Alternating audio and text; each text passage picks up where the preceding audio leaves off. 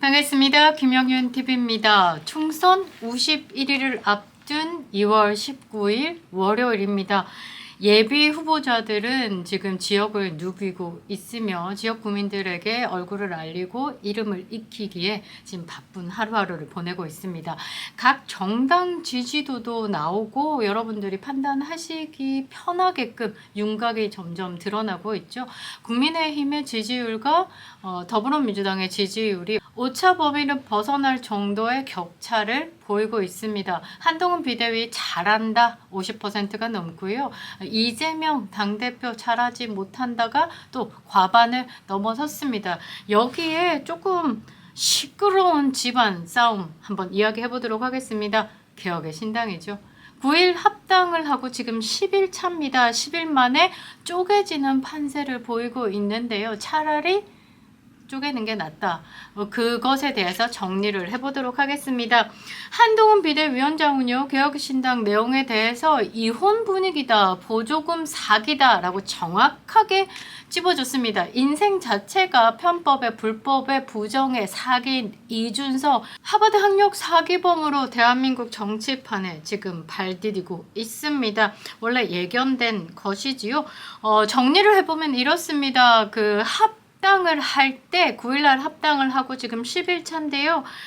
제가 합당을 할 때 문제점을 이야기했던 게 법적인 당대표가 이준석이다. 옥새가 이준석이다. 결국 모든 정권에 대해서 욕심을 부릴 것이다 라고 예견을 했었죠. 그게 지금 일주일 정도 차에 드러나고 있다.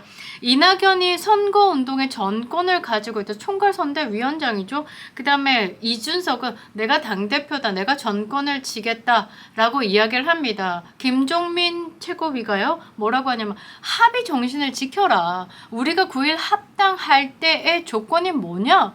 이거다. 그런데 이준석은 예우 차원에서 당대표격이라고 한 거지 내가 당대표다. 법적으로 한번 해볼까? 이따오 비열한 짓을 하고 있다는 거죠. 기자회견이 끝나기도 전에 개혁의 신당의 김용남 정책위원장이 반박문을 냅니다. 당원 자격 심사는 모든 정당에 하는 것. 이것도 코드숨이 나는데요. 당원 자격심사를 언급한 것 자체가 조금 웃기다. 왜냐하면 개당이요. 개혁의 신당의 정당법을 위반했죠. 이준석 대표 등 형법상 부작위법, 그러니까 방조했다는 거죠. 지금 수사 의뢰를 한 곳에서 선관위와의 통화에서 이준석의 개혁의 신당은 당원 자격심사 기구 기능 발휘를 못했다라고 얘기합니다. 우리가 집구석 하나도 제대로 못 챙기면서 밖에 나가서 이제 간섭질 하지 마라 라고 얘기하죠. 제 집부터 꾸리고 나란 일 본다라는 속담이 있듯이 개혁의 신당 내부 단속도 못하면서 지금 합당한 후에 당원 심사에 대해서 배복주 정의당 부대변인 얘기하는 겁니다. 이 부분을 가지고 이야기를 하고 있는데 말이 좀 맞지 않다. 그것 가지고 지금 정권을 달라라고 이야기를 하고요. 최고위 회의에서는 고성이 오갔다는 내용이 있습니다. 김종민 최고위는요, 이게 회의야 하고 돌연 퇴장했고요. 이낙연 당대표도 퇴장했습니다. 정치권에 대해서 이런 양당에 대한 거대 양당에 대해서 청산하겠다 개혁을 말하면서 튀어나왔던 개혁의 신당이요, 지금 내부적으로 개파 갈등 보이고 있다. 당권을 투쟁하고 있다. 제가 볼 때는 조홍천, 이원우, 이준석이 편먹었다라고 보고 있습니다. 정리를 좀 해드리면요. 박성민 정치 컨설팅 대표에게 이준석이 컨설팅을 맡겼습니다. 이거는 합당 전에 개혁의 신당에서 컨설팅을 2억 5천만 원을 주고 계약을 한 걸로 알고 있는데, 이거 개인에 대한 컨설팅인지 개혁의 신당에 대한 컨설팅인지조차도 매우 애매모호하다는 거죠. 그리고 이 박성민 정치 컨설팅 대표는요, 좀 입장에 대해서 조금 밝혀줄 필요가 있다. 방송 등에 나와서요. 이준석 파파라고 불릴 정도로 이준석 대표, 그 다음에 개혁의 신당에 대해서 매우 옹호 발언을 해왔습니다.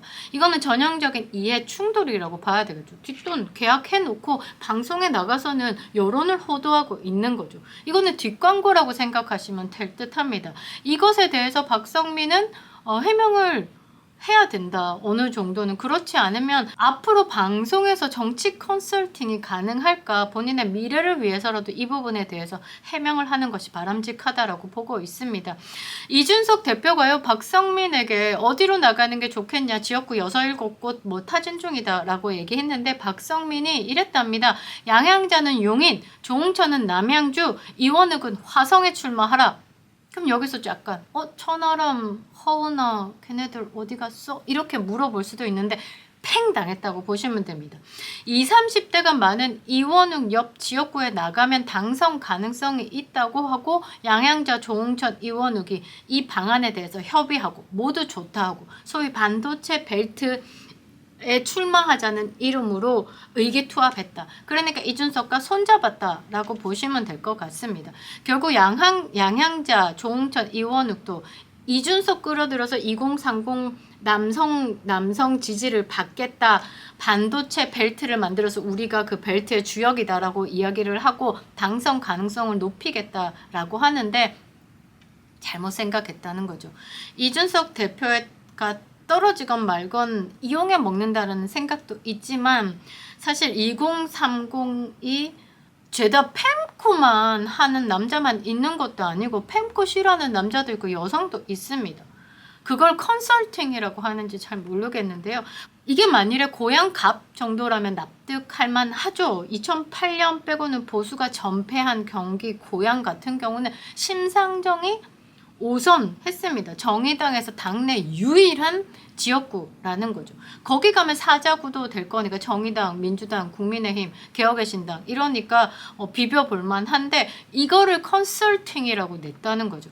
결국은 이준석이 자기만 살겠다고 개혁의 신당에서 출마자들 사지로 내몬 것과 같은 거죠. 지는 거액 2억 5천 주면서 컨설팅 받아서 반도체 벨트 안에 양양자 넣고 조홍천 넣고 이원욱 넣고 이준석 넣고 나머지는 팽당했다. 순천갑에 출마하는 천하람, 경기도 수원에 출마하겠다는 김용남 정책위원장이죠. 아직 지역구에 대해서 정하지도 못했다는 허은아.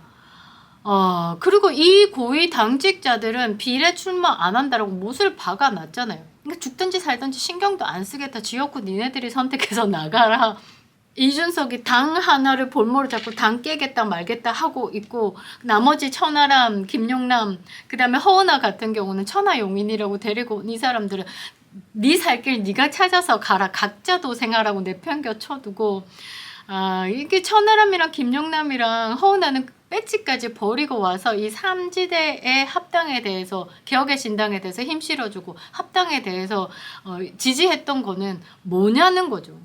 이렇게 측근에 안중 없고 혼자만 살겠다고 컨설팅 받는 모습을 보면서 이 출세를 위해서 나머지 사람들 정말 그 소모품에 불과하다는 거. 이제 이준석이 여실히 드러나고 있다. 이 인간성에 대해서. 그래서 참 보고 있으면 상당히 씁쓸한데 그 당사자들은 오죽할까라는 생각이 드는데요. 이것도 그 이기적인 이준석을 파악하지 못했던 그 세 사람의 사람 보는 눈이 없어서 당하는 거니까 뭐 반성할 필요가, 스스로도 반성할 필요가 있다는데, 이 이준석 대표 주변에 사람이 없는지에 대한 이유가 이제 드러나고 있다.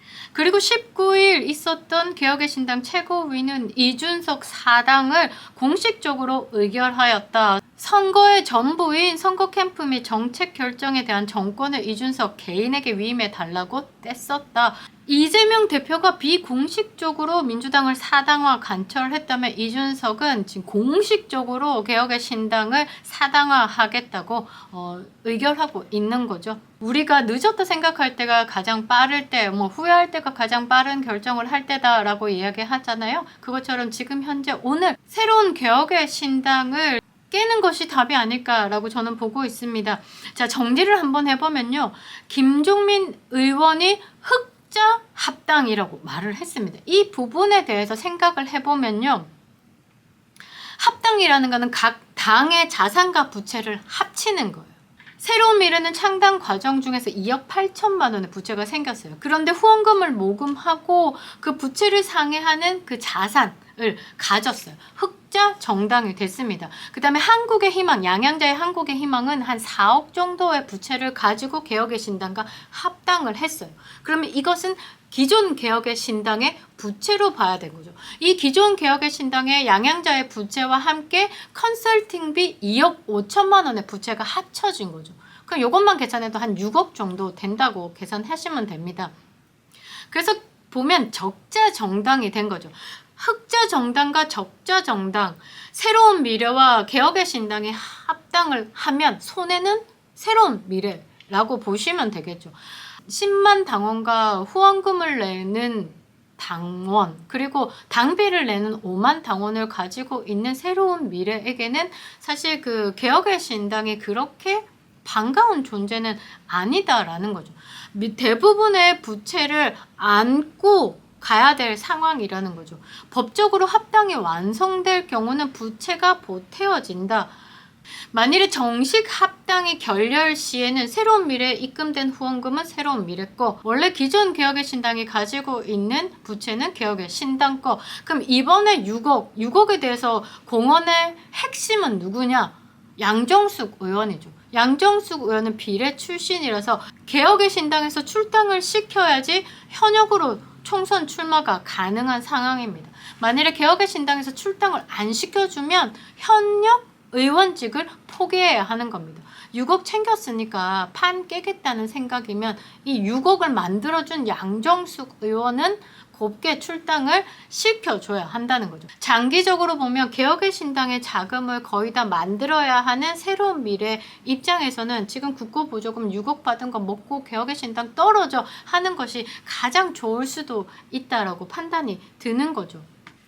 이 개벌은 남 못 준다는 말이 있죠. 내부 총질, 그 다음에 뭐 주변 상황들 신경 쓰지 않고 지 마음 꿀리는 대로 하고 있는 이준석의 못된 습성은 지금 새로운 개혁의 신당의 암적인 존재가 될 것입니다. 이게 현실적으로 다가오기 시작했고요. 어차피 갈라질 정당이라면 오늘이 가장 빠른 결과를 낼 수 있다라고 봅니다. 각자 도생의 길이다라는 거죠. 사람 쉽게 변하지 않습니다. 사람은 고쳐 쓰는 것 아닙니다. 개혁의 신당에 이준석의 똥맛 제대로 봤죠. 정통 호남과 호남 향후에 이낙연의 지지자들을 생각해서라도 빠른 판단이 필요할 겁니다. 오히려 지금 끝낸다면 앞으로 남은 50일 가능성 더 있을 듯 합니다. 김영윤 TV였습니다.